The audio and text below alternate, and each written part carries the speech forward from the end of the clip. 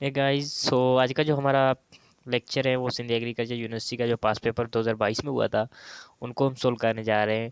उनमें जो बायो के जो एमसीक्यूज होते हैं जो मोस्टली 25 होते हैं।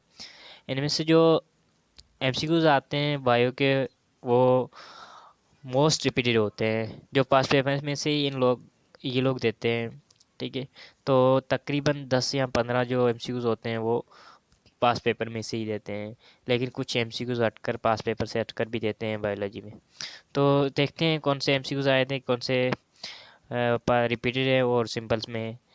तो फर्स्ट एमसीक्यूज है, which of the following are different branches of biology except. इनमें से जो नीचे पे दी गई ब्रांच वो बायो की है, लेकिन कौन सी ब्रांच जो बायो से रिलेट नहीं करती है। तो इनमें जेनेटिक्स, माइक्रोबायोलॉजी, जूलॉजी ये तो बायो के ब्रांचेस है, लेकिन जो हाइड्रोलॉजी है वो बायो की ब्रांच नहीं है। तो इन जो आंसर हो गया बी, ये बायो की ब्रांच नहीं है। सेकंड, नेक्स्ट जो एमसीक्यूज है, which of the following medicine is administered to patient suffering from the diabetes.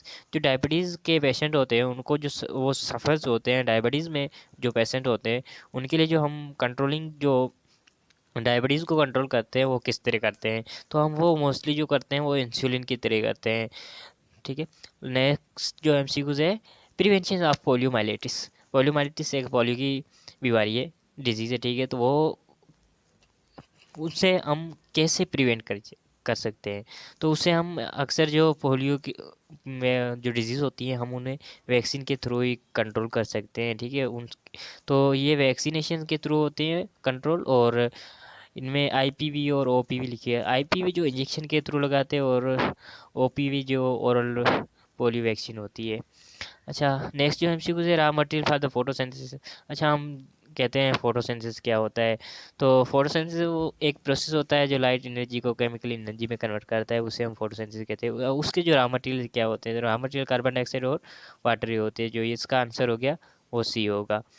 अच्छा, यहाँ पे एक वर्ड लिखा पड़ा है, पता नहीं लोएस्ट है या बेस्ट एफिशिएंसी या फोटोसिंथेसिस। जो नेक्स्ट एमसीक्यूज है, ये जो लिखा पड़ा है ना, इनमें पता नहीं ये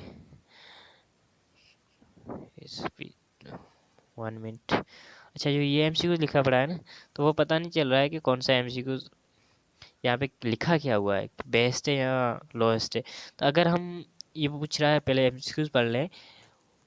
अगर बेस्ट के अकॉर्डिंग पढ़े, best efficiency of photosynthesis present, अगर बेस्ट एफिशिएंसी के साथ हम देखें तो वो किस में फोटोसिंथेसिस एफिशिएंसी अच्छी होती है।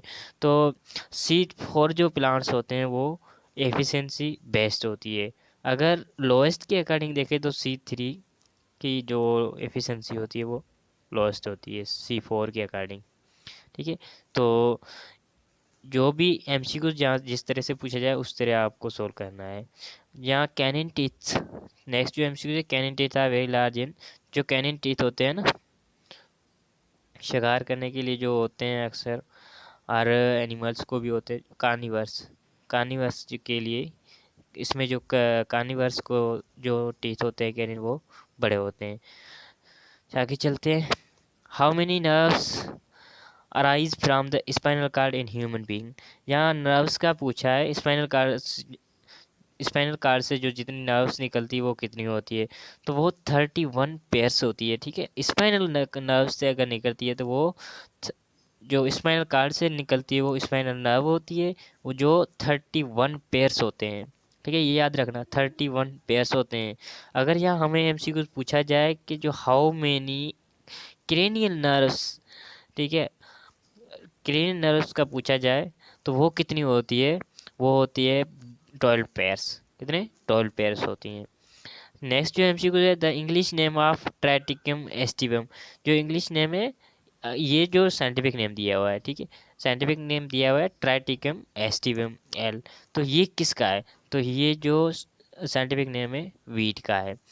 यहाँ अगर ओनियन का हमें पूछा जाए कि ओनियन का साइंटिफिक नेम क्या है, तो ओनियन का हम बता सकते हैं कि एलियम सीपा है, जो वो एलियम सीपा। ठीक है, तो वो ओनियन का ही साइंटिफिक नेम है। अगर यहाँ टर्निप का पूछा जाए तो वो बिरासी का रेप है। ठीक है, और टोमेटो का पूछा जाए तो टोमेटो का होगा सोलेनम लाइकोपेरेसियम।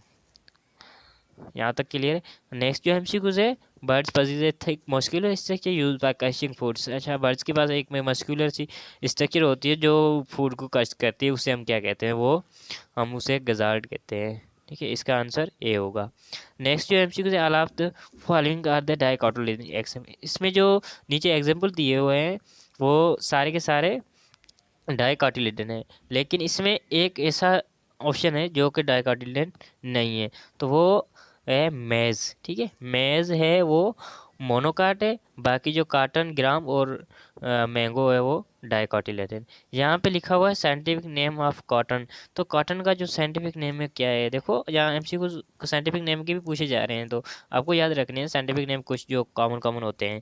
जो काटन का जो साइंटिफिक नेम है वो गॉस्पियम हेरेस्टियम है। गॉस ये जो बी आंसर है वो सही है। अच्छा, नेक्स्ट जो एमसीक्यू है, the history of virus is called. ये जो ब्रांचेस पूछी जा रही हैं हिस्ट्री की, तो हिस्ट्री की जो वायरस की हिस्ट्री करते हैं हम उसे कहते हैं वायरोलॉजी। जो आंसर हो गया डी सही। नेक्स्ट जो MCQ is the most rigid form of connective tissue. Connective tissue की जो रिजिड फॉर्म होती है उसे हम क्या कहते हैं, वो कार्टिलेज ही कहते हैं। अच्छा, नेक्स्ट जो एमसीक्यू है, pathogenic fungi those who damage the crops and can be control by. जो ऐसे जो पैथोजेनिक फंजाई होते हैं जो क्रॉप्स को डैमेज करते हैं, वो हम किस तरह कंट्रोल करते हैं, तो वो हम कंट्रोल करते हैं फंजीसाइड से। ठीक है, इसका आंसर जो होगा वो सी होगा। अच्छा, नेक्स्ट जो एमसीक्यू है, लेट मी, इसका आंसर सी है और इसका आंसर बी है, इसका आंसर डी है। ठीक है, मैं थोड़ा सा ये टिक कर लो, कॉप से इसको। अच्छा, नेक्स्ट जो एमसीक्यूज है, bile is secreted bye. Bile जो जूस होता है वो कहाँ से सेक्रेटेड होता है, वो जाहिर सी बात है वो कहाँ से होता है, किडनी से। सॉरी, हाँ किडनी से होता है, लिवर से होता है। बाइल जो जूस होता है लिवर से होता है, किडनी से तो वो सेक्रेशन होती है। सेक्रेशन तो ये लिवर से होती है, लेकिन जो फिल्ट्रेशन होती है वो किडनी से होती है। ठीक है, नेक्स्ट जो एमसीक्यूज है, क्या है? अच्छा,